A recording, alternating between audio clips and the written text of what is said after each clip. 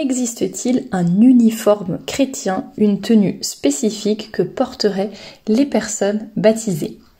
Bonjour à toutes et bienvenue dans ce nouveau podcast de Femme à part, podcast dans lequel nous allons parler aujourd'hui de la tenue vestimentaire des chrétiens et des chrétiennes, surtout des chrétiennes d'ailleurs, mais messieurs, vous pouvez rester aussi, je suis sûre que ça vous intéressera, et nous allons essayer de comprendre, est-ce qu'il existe des règles précises, est-ce que les papes, les cardinaux, les gens d'église nous ont laissé un petit peu un cahier des charges à suivre afin de s'habiller de façon chrétienne. Est-ce qu'il existe même des commandements spécifiques, de même qu'il existe des commandements de Dieu, des commandements de l'église, comme par exemple aller à la messe tous les dimanches? Est-ce qu'il existe des commandements sur la tenue chrétienne? Nous allons voir un petit peu tout cela et nous allons voir également est-ce qu'il est nécessaire d'avoir des règles précises en tant que chrétien par rapport à notre tenue, ou bien est-ce qu'on peut simplement se conformer, on va dire, au bon sens, mais aussi aux usages de notre temps en s'adaptant à l'époque dans laquelle on vit et en cherchant, j'allais dire, à faire de notre mieux, mais sans suivre de règles spécifiques. Voilà tout ce que nous allons un petit peu couvrir aujourd'hui. Je m'appuierai notamment sur des citations que l'on trouve dans mon livre, mais aussi sur le livre de l'abbé Crasse qui s'intitule « La symbolique du vêtement dans la Bible ». Je vous en ai déjà beaucoup parlé. Il est vraiment formidable ce livre. Juste avant de commencer, je vous rappelle que je vous mets en barre d'infos, d'ailleurs je vous mettrai le lien vers le livre de l'abbé Crasse et vous retrouverez également en lien les réseaux sociaux de Femme à part, la newsletter du dimanche, le lien vers la boutique de robes et de jupes élégantes et décentes pour le quotidien. Donc n'hésitez pas à aller regarder tout ça si vous ne connaissez pas encore la boutique. Pour commencer, je voulais commencer avec une petite anecdote. Comme vous le savez peut-être, j'ai créé mon blog Femme à part en mai 2016. Il faut dire qu'en mai 2016, à partir de mai 2016, je publiais des articles, mais pas forcément de façon très régulière, mais j'en publiais quand même de temps en temps, 2016, 2017 un peu plus. C'est vraiment à partir de 2018 que j'ai commencé à être un peu plus professionnelle, plus régulière, à proposer des contenus un peu sur toutes les plateformes. Avant, on va dire, j'avais un petit peu lancé ça comme ça, et c'est quand j'ai vu qu'il y avait de l'intérêt et un besoin que j'ai un petit peu professionnalisé la chose, et ensuite ça aboutit avec la création de ma marque de vêtements. Mais c'est vrai que pendant 2 ans sur le blog, j'ai vérifié juste avant d'enregistrer le podcast, le premier article dans lequel je donne des règles précises sur qu'est-ce qu'une tenue modeste, comment adopter la modestie et la décence au quotidien, concrètement, comment ça se passe, qu'est-ce que je peux porter, ne pas porter, etc. Cet article-là, je l'ai publié en août 2018.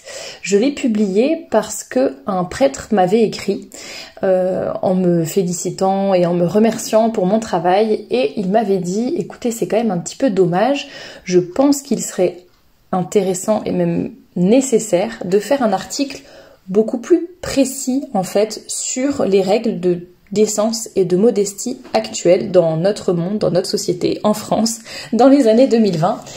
Et c'est vrai que jusqu'à présent, moi j'avais toujours pensé que ce que je disais était clair, je parlais de modestie, de décence, de pudeur, on parlait du fond, on parlait de la forme, j'avais déjà, il me semble, fait des articles sur le pantalon, sur les jupes, sur les robes, etc. Enfin, vous voyez, pour moi, j'avais l'impression d'être assez claire et qu'en fait mes propos ne portaient pas à confusion et qu'en fait il n'y avait pas besoin de faire cet article assez précis.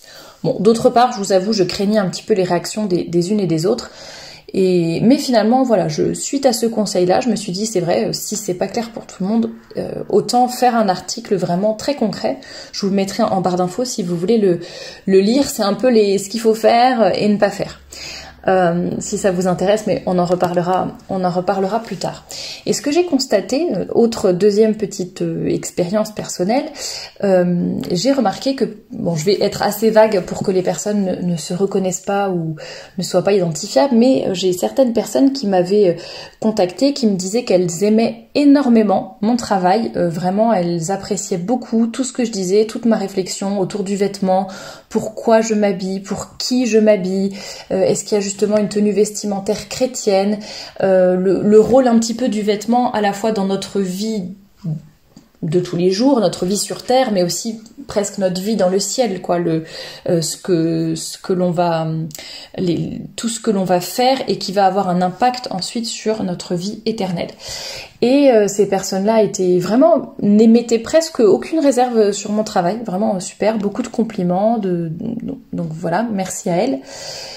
Et en revanche, quand je voyais comment s'habillaient ces personnes-là, parce que je le voyais sur les réseaux sociaux, et même en fait ces personnes-là me disaient elles-mêmes, oh par contre bon parfois t'es un petit peu sévère là-dessus, ou tiens quand même ça c'est pas du tout anti-chrétien de porter, je dis n'importe quoi, un grand décolleté dans le dos, ou c'est pas du tout anti-chrétien si la robe elle arrive pas exactement jusqu'aux genoux, ou tiens le pantalon c'est pas non plus gravissime, enfin vous voyez, et du coup j'étais très étonnée parce que je me suis dit finalement, ce sont des personnes qui sont d'accord avec le fond, avec tout mon raisonnement, tout ce qui va autour. Vous voyez, c'est un peu ce dont je parle dans mon livre. D'ailleurs, elle m'avait demandé de parler de mon livre plutôt. L'importance du vrai, l'importance du beau, l'importance du bien, ces 3 dimensions que doivent avoir un vêtement chrétien.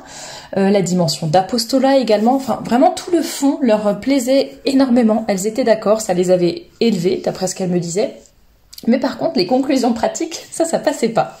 Et c'est vrai que je me suis dit, c'est là vraiment que j'ai compris en fait qu'il était important qu'il existe des règles précises. Alors quand je dis précises, ça veut pas dire qu'on va sortir avec un double décimètre, qu'on va forcément regarder de cette manière-là, mais en tout cas il faut quand même, je l'avais déjà dit dans d'autres podcasts, mais je pense qu'il vaut mieux donner des règles assez précises et ensuite chacune peut éventuellement adapter à sa situation, à son rythme, à son cheminement, à ses activités du quotidien, etc., etc. Mais je pense qu'il est nécessaire, en tout cas à la base, il vaut mieux donner un cadre assez précis, quitte à ce que chacun après, vous voyez, joue ou... jouer c'est un peu négatif dit comme ça, mais voilà, que chacune adapte, on va dire. C'est un petit peu comme dans la vie, même par rapport, enfin quand on a un confesseur en qui on a confiance, mais il peut arriver par exemple que, voilà, il y a une règle précise de l'église ou du bon Dieu sur tel point, et en fait vous, en fonction de votre situation, il se peut qu'en fait vous ayez le droit, entre guillemets, à une exception, et votre confesseur peut très bien vous dire, écoutez, dimanche, vous n'irez pas à la messe pour telle ou telle raison. Voilà, ça peut être une fatigue extrême, ça peut être plein de raisons différentes, mais vous voyez, il peut arriver que dans certaines situations, voilà, vous n'irez pas à la messe dimanche, et ça ne sera pas un péché. Et est-ce que ça veut dire pour autant que l'Église devrait nous dire bon bah chacun fait ce qu'il veut, comme il veut, l'important c'est d'honorer le Seigneur, de marquer le coup le dimanche, mais si vous voulez marquer le coup en allant à la messe, ou si vous voulez marquer le coup en dormant, si vous voulez marquer le coup en faisant un grand déjeuner de famille, voilà, chacun fait comme il veut. Eh bien non, évidemment non. Il y a une règle, elle est là pour quelque chose, elle est super importante. Il peut arriver qu'il y ait des exceptions, des adaptations pour telle ou telle raison, une personne âgée, une personne malade, j'en sais rien, vous voyez, j'espère que vous allez comprendre ce que je veux dire, mais en tout cas il est important évidemment qu'il y ait une règle, un cadre à la base, et surtout qu'on ne puisse pas l'interpréter de 50 façons différentes, parce que quand on parle juste de modestie, de décence, de pudeur un petit peu en l'air, j'allais dire, juste ce sont des mots comme ça, il peut arriver que certaines personnes l'interprètent en fait chacune à leur manière, tout simplement parce que c'est ce qui va les arranger, c'est ce qui va leur demander le moins d'efforts, c'est ce qui va le moins les bousculer, et donc on va avoir tendance tout simplement à arranger les choses à notre sauce pour que ça soit pas trop gênant pour nous, tout simplement. Et d'ailleurs c'est ce qu'on fait, moi la première, malheureusement j'essaye de le corriger, mais je pense qu'on est tous un peu humains dans le sens là, c'est-à-dire que même des commandements assez précis de l'Église ou du bon Dieu, vous voyez, on va un petit peu arranger ça à notre sauce, se donner bonne conscience, non mais attends, j'ai raison de voler, de ne pas déclarer telle chose, de voler voler entre guillemets, mais voilà, de passer sous silence telle ou telle chose parce que, ah non, j'ai vraiment une bonne raison, si je ne paye pas à telle personne, ou si je déclare que je n'ai pas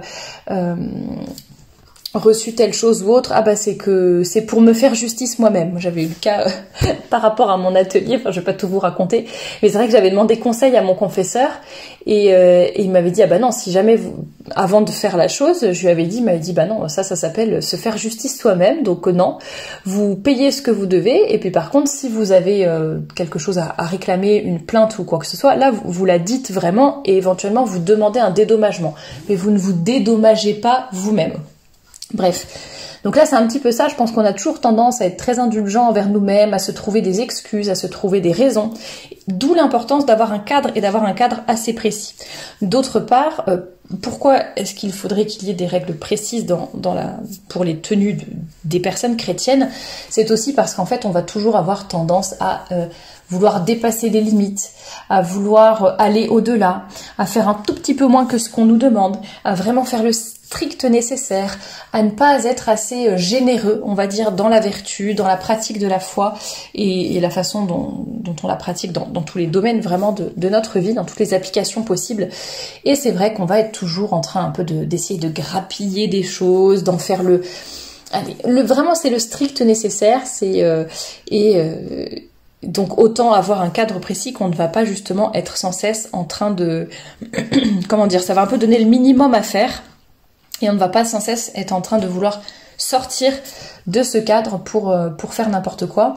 Je vous avais raconté plusieurs fois déjà ce témoignage de l'une d'entre vous qui racontait qu'en fait, sans même s'en rendre compte et en ayant été tout à fait bien éduquée, en ayant la tête bien froide entre guillemets par rapport à ça, et en étant convaincue par la modestie et la décence, et ben finalement elle avait raccourci au fur et à mesure ses robes et ses jupes, et puis raccourci, puis ça raccourcit de plus en plus, et puis à la fin on se retrouve en mini-jupe, sans même l'avoir voulu entre guillemets, parce qu'on s'habitue.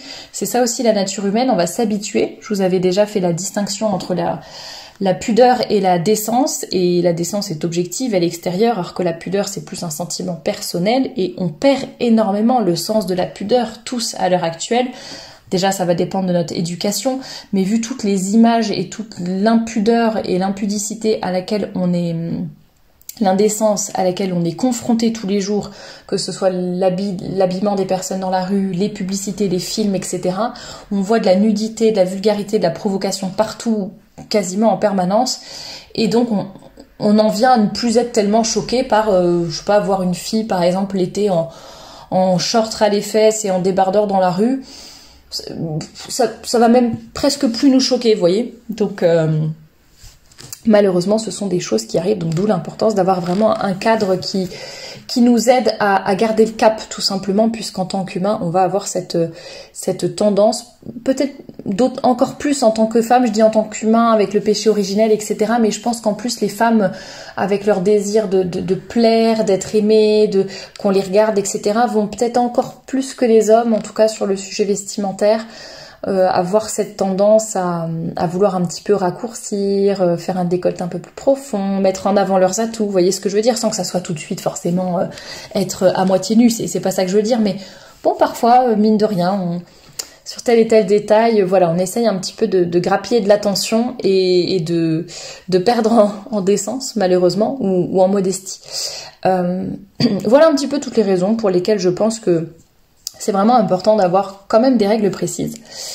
D'autre part, pourquoi il est difficile de donner des règles précises, au contraire, pour faire un petit peu l'avocat du diable, c'est que donner des règles par exemple en centimètres, ou dire par exemple que je ne sais pas, une robe pour être décente devrait faire minimum 1,20 m de longueur, je dis un peu n'importe quoi, j'ai pas trop d'idées, 1,10 m voilà de longueur. Pour être décente, une robe devrait couvrir 93% de la surface de votre peau. Pour être décente, pour être décent, un décolleté ne devrait pas dépasser. Alors ce que j'avais entendu, c'était par rapport à la paume de la main ou les 3 doigts en dessous de la naissance du cou. Enfin voilà. Et en fait, selon les morphologies, selon les personnes, eh bien ces centimètres précis ne vont rien donner. C'est-à-dire que si par exemple moi une robe de ma boutique, par exemple on va dire le modèle Inès en 38 sur moi va être décent, et en fait peut-être que pour l'une d'entre vous qui sera plus grande, qui aura plus de forme, ou je ne sais pas, eh bien ça ne sera pas décent du tout. Pareil, une robe peut être... C'est pour ça par exemple que sur ma boutique je ne dis pas que je vends des robes décentes, parce qu'en fait la décence ça dépend de la personne qui la porte. Une robe, comme je le dis, peut être très bien en 38 sur moi. Il suffit que vous, votre taille habituelle, ça soit du 38, mais en fait, vous prenez du 36 et du coup, vous êtes complètement moulé dedans et ça ne sera pas décent.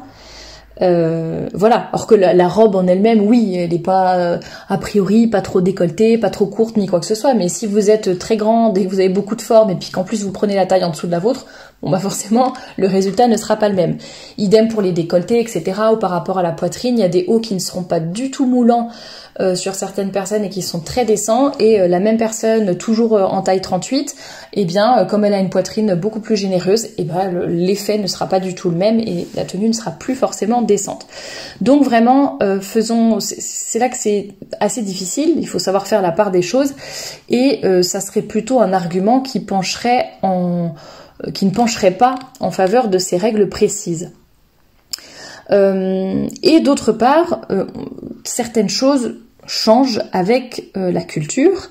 C'est un peu aussi un phénomène sociétal, dirons-nous, et tout simplement, je sais pas, il y a quelques siècles, enfin peut-être même moins, montrer ses chevilles, c'était déjà complètement indécent, alors qu'à l'heure actuelle, non, ça ne l'est plus.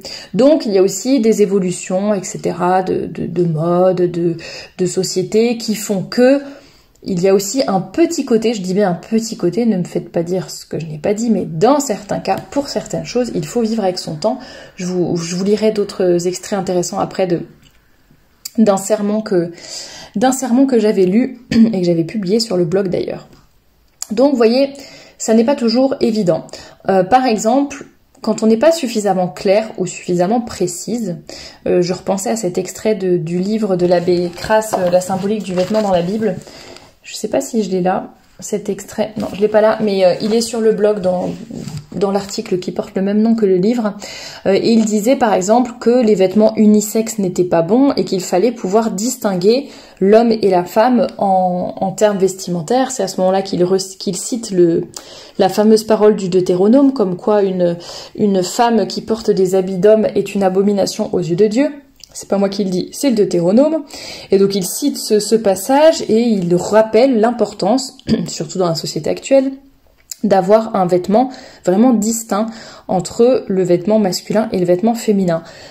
Vous voyez, c'est assez clair. Moi, je l'interprète de façon assez claire. Mais il y a des personnes qui, par exemple, vont vous dire « Oui, mais il y a des pantalons pour femmes et des pantalons pour hommes. » Donc, même si je porte des pantalons en tant que femme, je ne vais pas dans le rayon des hommes. Je porte un pantalon vraiment de femme. Et donc, il y a une distinction entre moi et mon mari, ou moi et les hommes. Enfin, voilà. Donc, vous voyez, chacune peut vraiment interpréter à sa façon.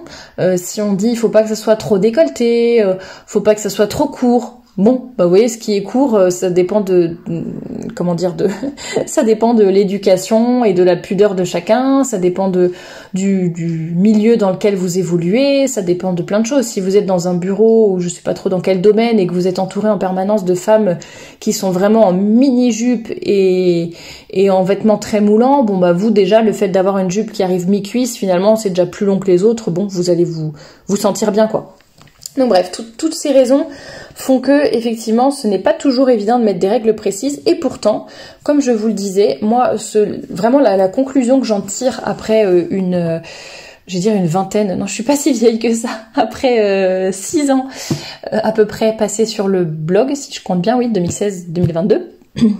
Et bien, après ces 6 années, à avoir écrit, à avoir reçu des témoignages, à avoir reçu des commentaires, à avoir reçu des critiques, j'ai un petit peu tout vu, tout entendu, ou en tout cas beaucoup vu, beaucoup entendu, et je trouve que vraiment, selon moi, la meilleure solution, c'est vraiment de donner un cadre assez précis, mais qui ne soit pas forcément en centimètres, puisque comme je l'ai dit, ça dépendra de chaque morphologie et de chaque corps, mais en tout cas de donner des règles assez précises, de donner derrière évidemment une explication, une raison. On n'est pas là juste pour dire t'es chrétien, tu t'habilles comme ça, mais voilà, il faut vraiment éveiller les gens,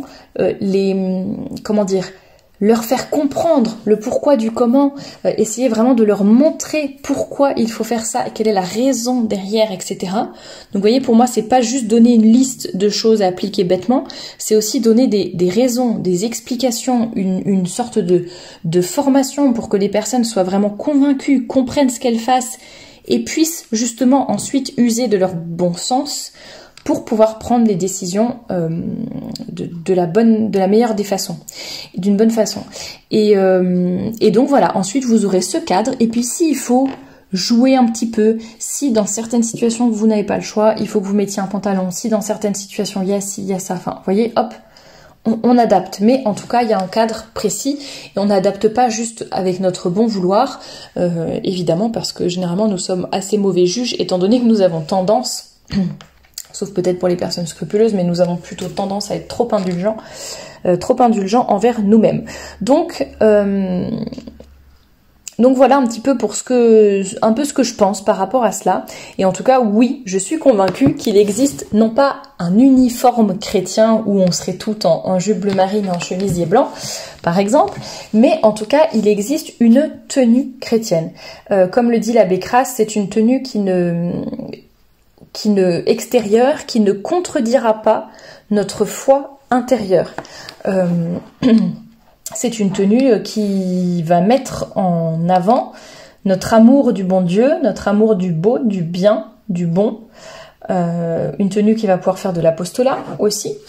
Une tenue qui nous respecte nous et qui n'apporte pas de scandale pour notre prochain, qui aide les hommes à rester pur et chaste, même si je sais que ça c'est un discours qui ne plaît pas du tout. Ça ne veut pas dire qu'on a la responsabilité de ce qu'ils font, mais en tout cas on peut les essayer à... Quoique d'ailleurs en termes de responsabilité, si, il me semble que dans les commandements de l'Église ou les écrits des saints et des papes, il me semble qu'au contraire nous pouvons être responsables des péchés des autres s'ils sont directement provoqués par nous. Donc faisons attention à cela aussi. Alors, il y a quand même beaucoup de papes. Il n'y a pas eu des règles précises, très précises, qui ont été données, sauf pour le cardinal Pompili dont je parlerai tout à l'heure, mais il y a quand même énormément de papes qui ont parlé de cette question de la modestie et de la tenue vestimentaire féminine et chrétienne. Vous retrouverez pas mal de ces discours, citations dans mon livre, c'est le chapitre 4, sous-partie B, ce que disent l'Église et les papes. Il y a des citations de Benoît XV, de Pie IX, de Pie XII, et je crois que ça s'arrête à Pie XII après. Et après, ce que disent les saints, je vous donne des citations de Saint François de Sales, de Saint Thomas d'Aquin, Saint Jérôme, Padre Pio... Voilà, donc Saint Jean Bosco aussi, tiens. Donc ça, vous le trouverez dans le chapitre 4 de mon livre. Pour acheter mon livre, le lien est en barre d'infos. Puis si vous voulez un exemplaire dédicacé, contactez-moi en privé sur les réseaux sociaux ou par mail pour que je vous envoie un exemplaire dédicacé. Mais en tout cas, il y a déjà pas mal de choses qui sont là, dites là dans mon livre. Et il y a simplement le seul discours un peu précis qui était donné à ce propos-là. C'est des directives données en 1928 par le cardinal Pompili, qui était donc vicaire général du pape Pie XI. Et il nous dit, nous rappelons que l'on ne peut pas considérer comme décent un vêtement dont le décolleté dépasse la largeur de 2 doigts au-dessous de la naissance du cou, un vêtement dont les manches ne couvrent pas les bras au moins jusqu'au coude et qui ne descendent qu'un peu sous le genou. Sont également indécents les habits faits d'étoffes transparentes. Ça, c'est un peu le minimum que l'on demande aux chrétiens. Certaines personnes diront qu'il faut, sachant que, attendez, pardon, à cette époque, en 1928, je pense qu'a priori la mode n'était pas la même qu'aujourd'hui. Et si, dès ces années-là, et même avant, puisque je vous ai cité Pie IX, Benoît XV, etc., c'était Benoît XV que je vous ai cité ? Bon bref, en tout cas, oui, Benoît XV, 1921. Bon, même déjà un petit peu avant, si déjà dans les années 1900, on attirait l'attention sur le fait que les tenues des femmes devenaient de moins en moins modestes, de moins en moins décentes, vous imaginez avec ce que l'on fait à l'heure actuelle, on se laisse quand même un petit peu trop de marge, j'allais dire finalement. Donc faisons attention à cela. Oui, on peut se conformer aux usages de son temps, mais si ces usages ne sont pas contraires à la loi de Dieu, donc on s'habille selon notre époque, mais pas si cela offense le bon Dieu, évidemment. Et comme le rappelait ce prêtre dans le sermon dont je vous parlais, il dit... Donc leurs habits, donc il donnait l'exemple de plusieurs saintes, leurs habits variaient dans les détails, mais pas dans ce qui est essentiel aux vêtements. Leurs vêtements couvraient leur corps. C'est un peu presque bête de le rappeler, mais bon, ça peut être toujours utile à notre époque. La mode dénudée actuelle est en rupture totale avec la pratique universelle du peuple chrétien jusque dans les années 1920. Faut-il se conformer à ce monde révolté contre Dieu et contre l'ordre naturel établi par lui ? Voilà, donc là il rappelle un petit peu des choses essentielles. Et par rapport au centimètre, il dit la modestie, enfin une je perds mes mots. L'une des objections que l'on donne, c'est la modestie n'est pas une question de centimètres, c'est ridicule de chicaner pour des centimètres. Mais si c'est une question de centimètres, nous sommes des êtres humains avec un corps. Un corps se mesure en centimètres. Il est impossible de parler de ces choses-là sans faire intervenir des mesures. Et pour ce qui est des chicaneries, parce qu'il y en a qui disent que c'est chicaner pour des centimètres, qui chicane? N'est-ce pas chicaner que de porter une jupe qui descend pile au ras du genou? Une telle attitude montre à l'évidence que l'on a mesuré à 1 centimètre près jusqu'où on peut aller. D'ailleurs, la question va beaucoup plus loin que la simple modestie. Quel est le but de notre vie? Est-ce de faire le strict minimum requis pour éviter l'enfer, ou est-ce de faire tout ce que l'on peut pour plaire au bon Dieu? Voilà pour ce qui était des extraits de ce sermon. Vous retrouverez encore, qui n'est pas dans mon livre, pour le coup il est sur le blog, vous retrouverez encore beaucoup d'écrits dans mon livre. Et donc c'est pour ça que mon livre, je l'avais construit ainsi. Le premier chapitre en parlant de l'importance, je me remets sur la table des matières, l'importance du vrai, l'importance du bien, l'importance du beau. Ensuite, ce que nous disent la Bible, l'Église et les saints, la féminité moyen d'apostolat. Et ensuite, en pratique, la modestie au quotidien. Et donc c'est là que je reparle vraiment des règles un peu plus précises, du pantalon, de la tenue du dimanche, et que je réponds à des objections courantes. Si le livre vous intéresse, n'hésitez pas à le commander. Donc tout ça pour vous dire que parfois, c'est vrai qu'on a cette tendance à dire que chacun est libre et doit faire preuve de bon sens et s'adapter un peu à son époque, et voilà. Mais quand on voit à l'heure actuelle, par exemple, lors de mariage, vous voyez des personnes catholiques, je précise, je ne parle pas des invités qui ne sont peut-être pas croyants, qui rentrent dans une église une fois par an, je parle vraiment des catholiques pratiquants qui vont à la messe tous les dimanches, ou même les mariés catholiques à qui ça ne pose aucun problème d'avoir une robe de mariée par exemple qui est décolletée jusqu'au nombril ou qui est décolletée dans le dos jusqu'aux fesses. Désolée, mais ça c'est quasiment toutes les robes de mariée maintenant sont décolletées soit devant soit derrière, et je ne parle pas d'un décolleté où t'as mis justement, là je chicane pas pour des centimètres à dire c'est 1 centimètre trop bas, pardon. Non, c'est pas ça.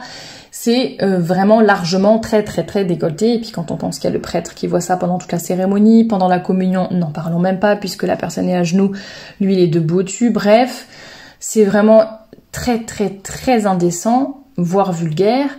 Et personne ne se pose la question et personne n'ose rien dire. Et ça, ce n'est pas normal. Et c'est là qu'on voit la limite de ces raisonnements qui consistent à dire qu'il faut être dans le monde, il faut s'adapter. Oui, j'ai compris ce que tu dis sur la modestie et la décence, mais voilà, je pense pas que ma tenue fasse du mal. Eh bien si, apprenons à nous remettre en question. C'est pas parce que à notre époque, voilà, les filles sont vraiment en jupe ras les fesses et donc comme vous avez des jupes mi-cuisses, ah bah c'est bon, c'est toujours plus long que les autres. Arrêtons de nous comparer aux autres, surtout quand il s'agit d'un monde qui est devenu complètement pervers et d'une civilisation qui est en train de se désagréger complètement. Il n'y a plus rien qui va et on tombe dans une fange cochonne, et enfin, je sais pas comment le dire, mais on est vraiment tombé bien bas. Donc si c'est ça qu'on prend comme repère, c'est sûr ça sera toujours trop facile et on pourra prendre toutes les libertés possibles. Donc ne nous comparons pas à cela, mais essayons de voir ce que le bon Dieu attend de nous, de voir son exigence. Il veut des chrétiens qui soient chrétiens dans tous les aspects de leur vie, y compris leur tenue vestimentaire. Donc je vous invite vraiment à réfléchir à tout cela. Dites-moi ce que vous en pensez en commentaire par rapport aux règles, pas de règles, donner un cadre, ne pas donner de cadre, être précis, etc. Moi j'attache vraiment beaucoup d'importance à cet équilibre entre le fait de donner un cadre précis Et en même temps, après, de chacune selon sa conscience, selon son confesseur, selon sa situation. Enfin, je dis pas, ah, on donne un cadre et puis après chacune décide. Si elle décide que pour elle c'est trop strict et que c'est bon, les mini-jupes c'est ok. Non, c'est pas ce que je suis en train de dire. Mais voilà, je dis n'importe quoi. Vous êtes infirmière, vous portez un pantalon au quotidien. Bon. Vous voyez ce que je veux dire, vous êtes obligé, c'est ça le bon sens. Vous devez mettre un pantalon une fois pour, je sais pas, faire des travaux ou peu importe, même si on peut faire énormément de choses en jupe et en robe, ça c'est certain. Mais voilà, il peut arriver qu'exceptionnellement on mette des pantalons, un survêtement, je ne sais pas quoi, il n'y a pas de problème. C'est ça que j'entends par bon sens.